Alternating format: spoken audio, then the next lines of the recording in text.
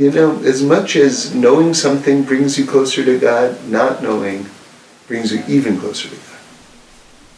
I'm here today with Mr. David Sachs. Thank you for joining me today. So happy to be here. David was my first Shabbat lunch in LA. When I first came to Happy Minyan, he welcomed me with open arms, and only later I found out about his intimate connection with Rabbi Shlomo Carlebach. Can you tell us a little bit about your background and history, where your parents came from, and how you got to New York? Yes, so I was born and raised in New York, and I grew up across the street from the Carlebach Shul. In fact, from my kitchen window, I could actually see it out the window on 79th Street. And so when I was 14, I started going there. And I was just amazed by Reb Shlomo and especially his Torah. It's funny because a lot of people, their first exposure to him is his music. And later, maybe they'll find out that he was a fantastic Torah genius.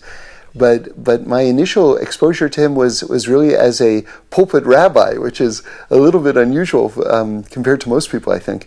And I just loved all his fiery Torah was just incredible.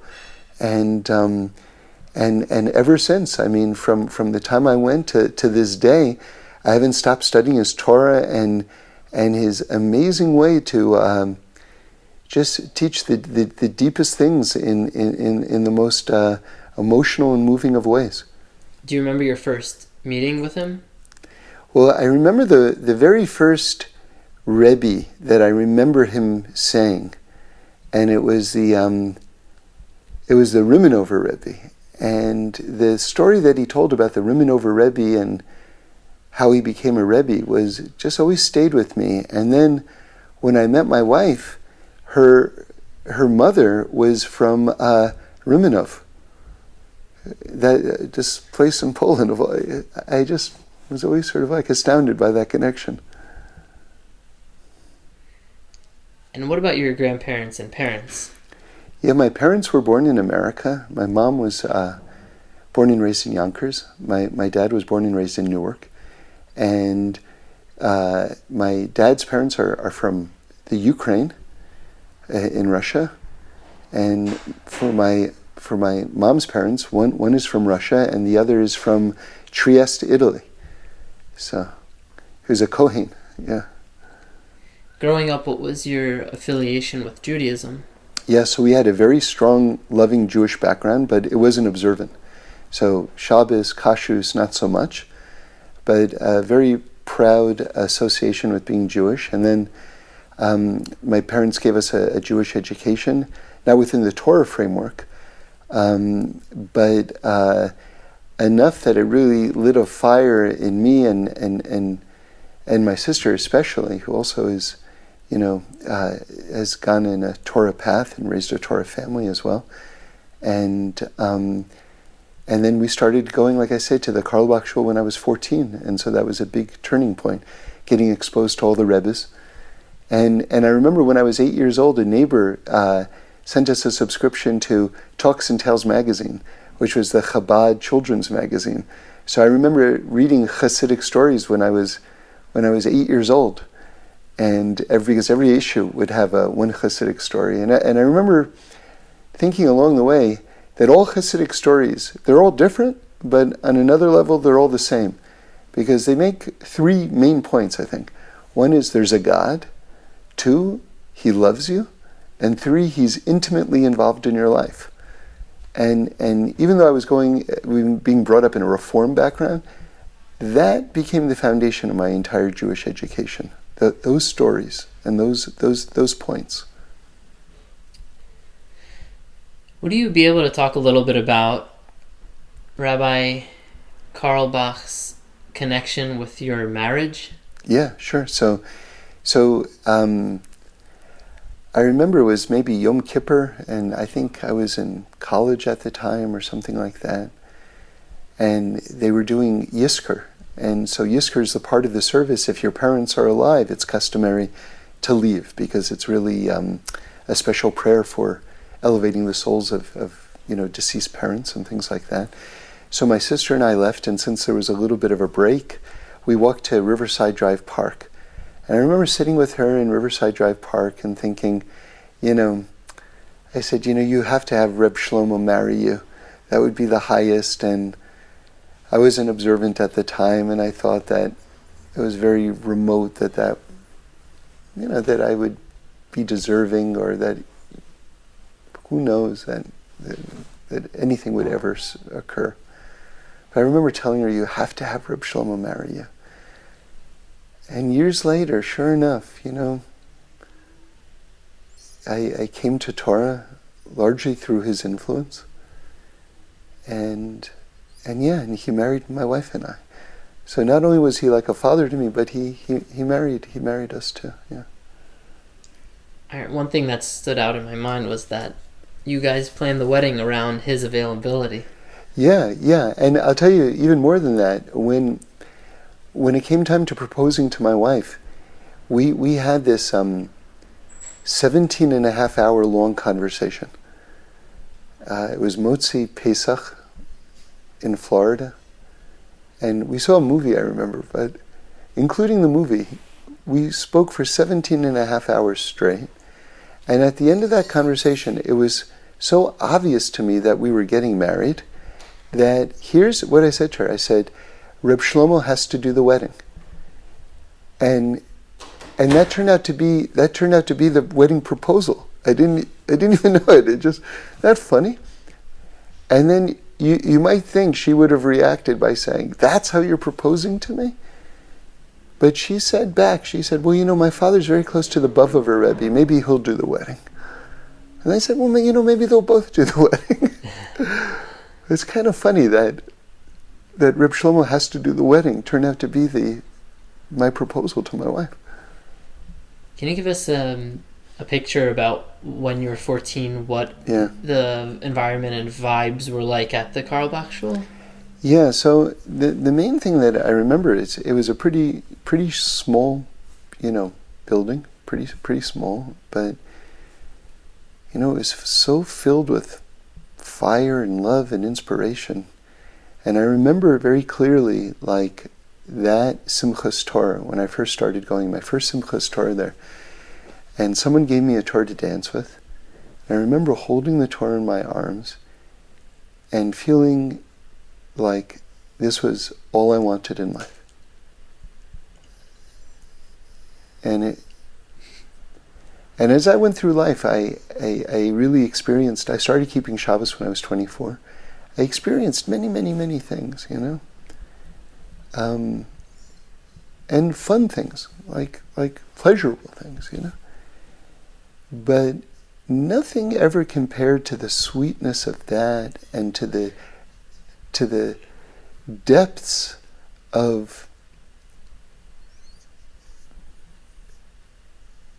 soul satisfaction that I got hearing Reb Shlomo talk about the tzaddikim, our holiest Jews. Like, that went to the core of my being. And at a certain point in my life, I said to myself, I already know at this point what it is. I've seen the world at this point. I know what it is that gives me the deepest satisfaction. So why am I running after anything other than that? And that's when I really, decided to devote my life to Torah and to serving Hashem.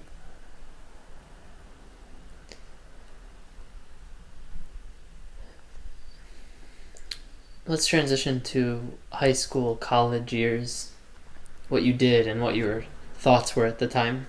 Yeah. Well, I remember learning somewhere, I don't remember from who, that there was a Torah way to put on your socks and shoes. So the way you do it, in case you don't know, is you put your right sock on, and then your left sock on, and then your right shoe, and then your left shoe. And then it switches. You tie your left shoe, and then you tie your right shoe. And, people could hear that different ways. But I'll just tell you personally, just how I heard it. I said, you mean there's a Torah way to put on your socks and shoes? I was so happy. But I was even happier with the explanation for it, which is like, and again, I could hear how someone might find this answer like unsatisfying, but to me, it made me so happy. So why are you alternating? Because if you put your right sock in your right shoe on, say, it would make your left foot feel bad. Yeah. And I thought to myself, you mean there's a path in this world that's so concerned about how one of your feet might feel? Like, what could be a higher expression of sensitivity than that? And so I thought, I love this. And so during those years in high school and college when I wasn't, fully observant, I remember I would always put on my socks and shoes in the Torah way, and I would think to myself, I'm not doing much, but at least I'm putting my socks and shoes on in the right way. What did you study?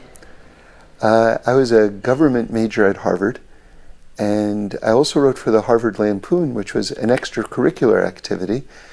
But that exposure to comedy writing became my career, because that was my introduction to that field. And then I went on to this day where I write and produce comedy for television.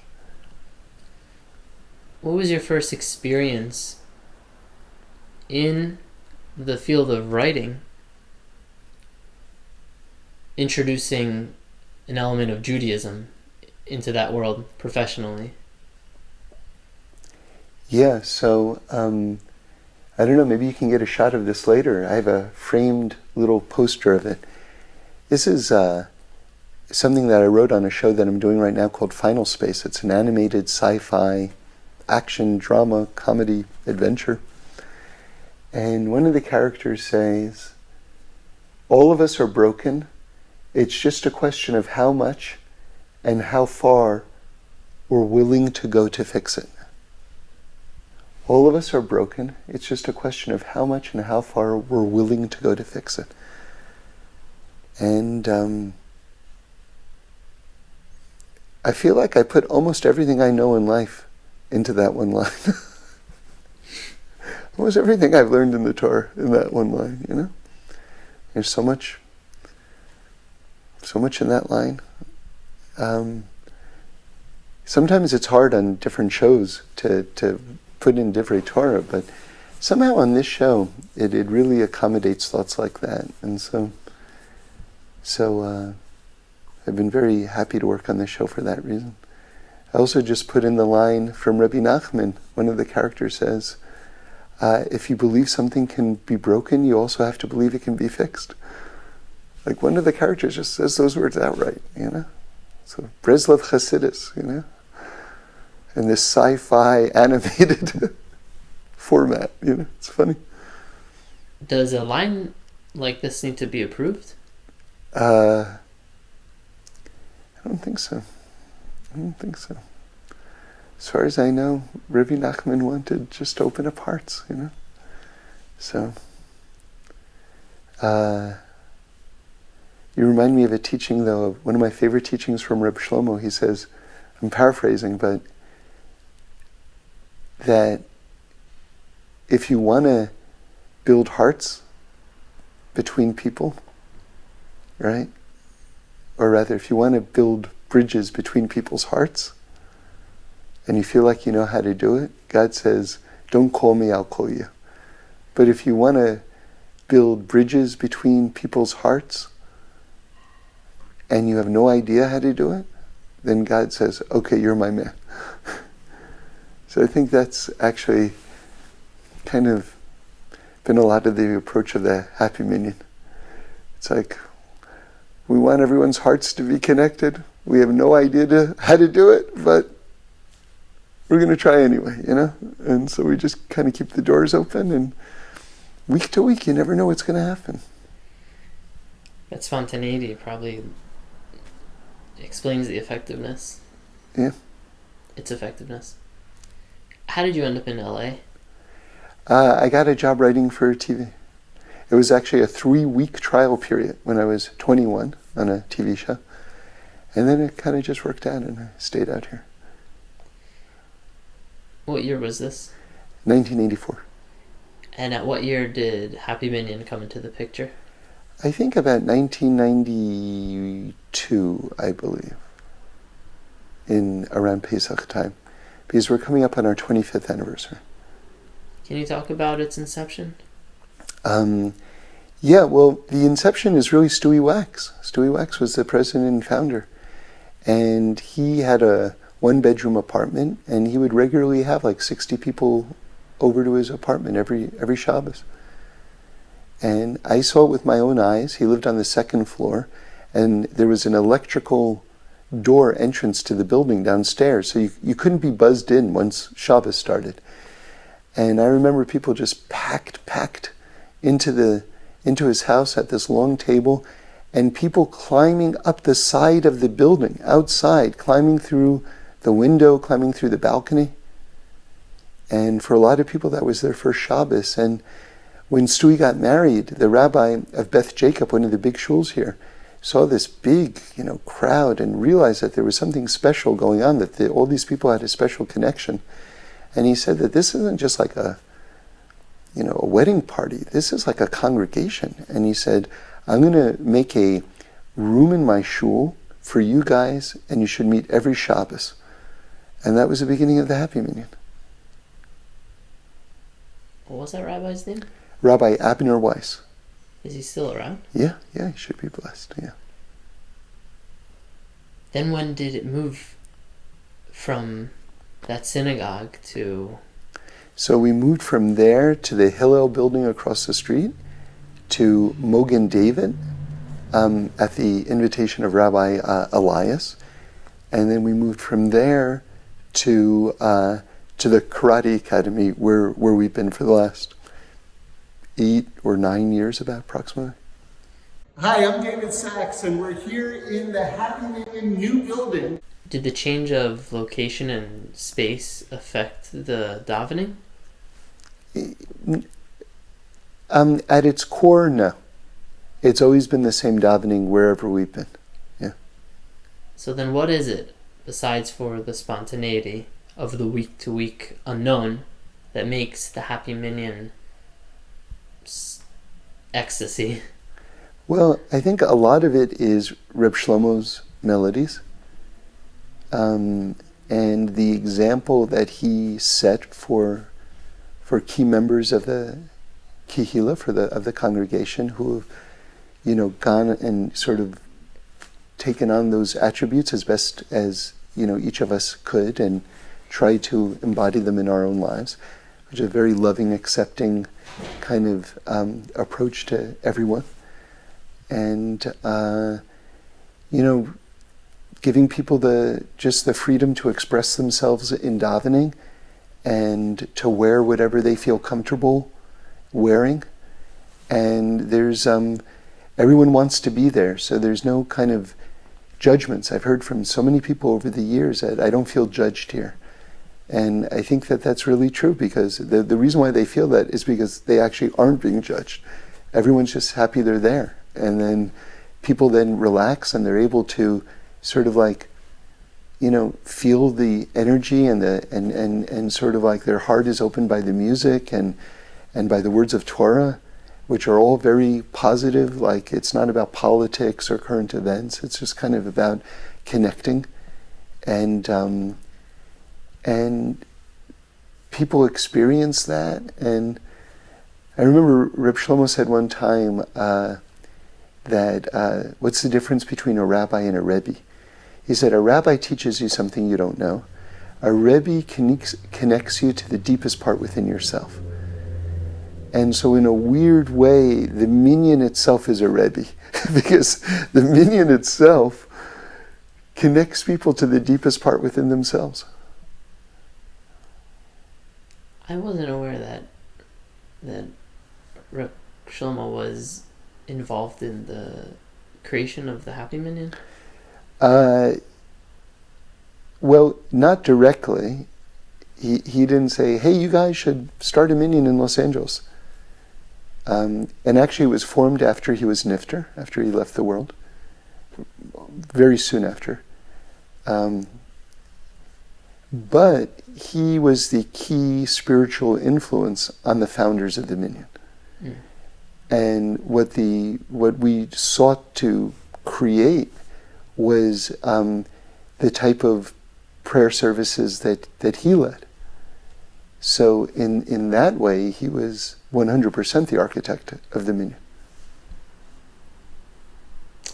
Is there a section of davening that hits you every time in the same way?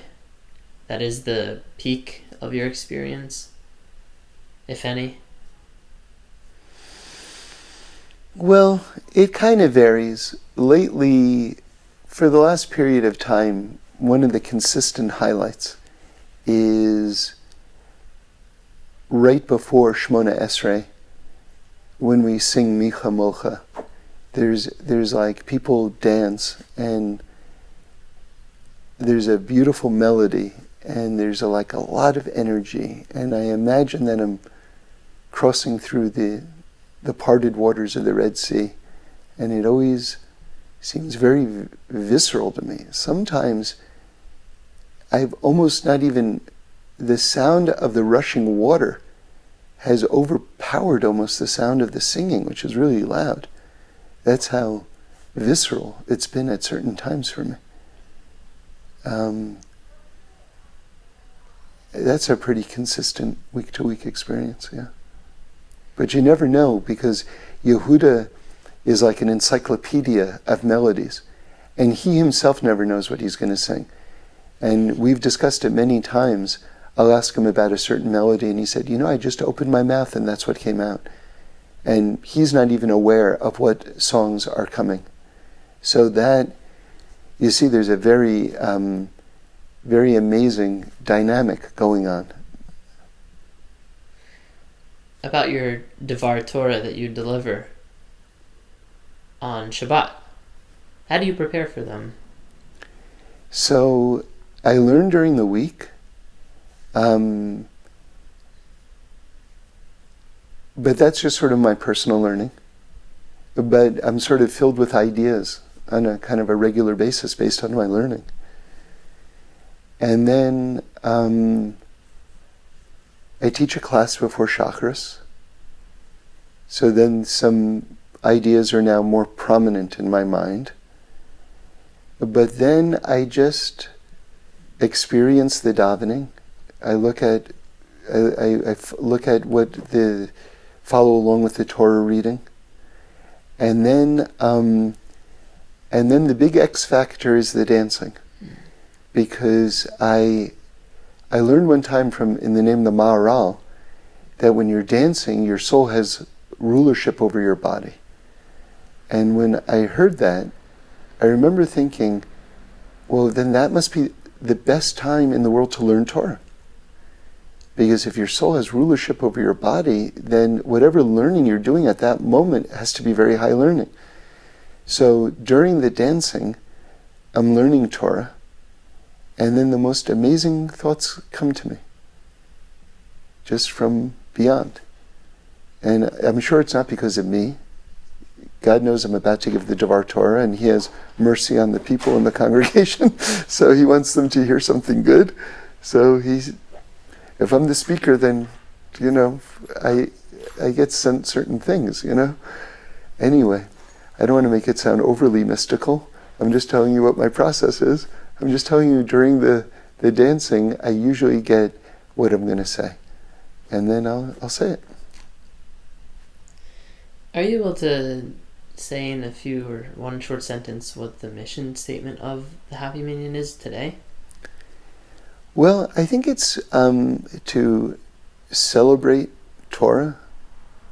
A lot of people, Rabbi Aaron talks about this a lot, that, a lot of times the sort of the lingo of the day is people talk about observing Shabbos, and it's kind of a drag, that phrase, observing Shabbos. How about celebrating Shabbos? So I think we're really about celebrating Shabbos. I think we're about, serving God with joy, and also just extreme gratitude, just trying to focus on all that. And also I think that so many people in the world, Jews especially, have no idea that this spirit exists within Judaism. And they think that Judaism is this old crusty piece of herring that's been sort of like handed down in a shoebox, in a crumbling shoebox. And what relevance does it have to me today? And oh my goodness, people don't know. And the saddest part is that they don't know that they don't know. And so our greatest prayer, our greatest hope is that people will come into the Happy Minyan and find out, wow, you mean this is Torah, this is Judaism, and to get in touch with their own souls and to feel the truth of it and just want it. I'm going to go home next week to Philadelphia. I won't have the Happy Minyan physically. I always suspected that there was extra power in singing what can be said. My experience at the Happy Minyan confirmed it. When you're experiencing davening on Shabbat outside the Happy Minyan, how do you adjust to it? Yeah, well, wherever you go, God is there. There's no place where God isn't. And it puts more I don't want to say pressure, but you have to sort of like at the Happy Minyan, you can just sort of like glide along these sort of like amazing winds. And when you go to another place, or speaking personally, when I go to another place, sometimes you have to just make sure that you're really concentrating, because you don't have that necessarily that extra help. So it just puts more of a responsibility on your bringing your A game. You have to try harder. Do you recall the last communications that you had with Reb Shlomo? He was nifter. He left the world the day my first son had his bris, his circumcision, and I had been calling Reb Shlomo. He was out of the country, to come and be the sandek, to be the one to hold him during the procedure. And he didn't get the message in time. He was in Manchester that Shabbos for his last Shabbos, but he called me right before he was nifter, right before he left the world. I wasn't home, but he left a message, and saying that of course he would have liked to have been the sandek and everything like that, and he gave my son a bracha, and then he left the world.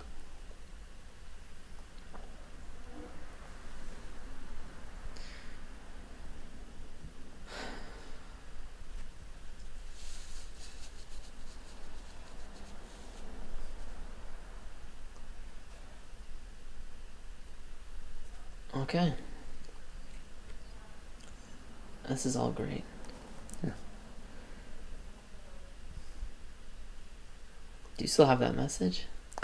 Yeah, we saved it. It's in our bank safety deposit box.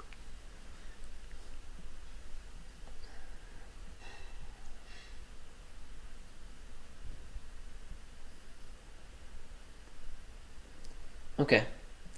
So here we are, 2019, 5779, and we're moving forward. The future of the Happy Minyan will remain how it is and get better. Amen. Yeah.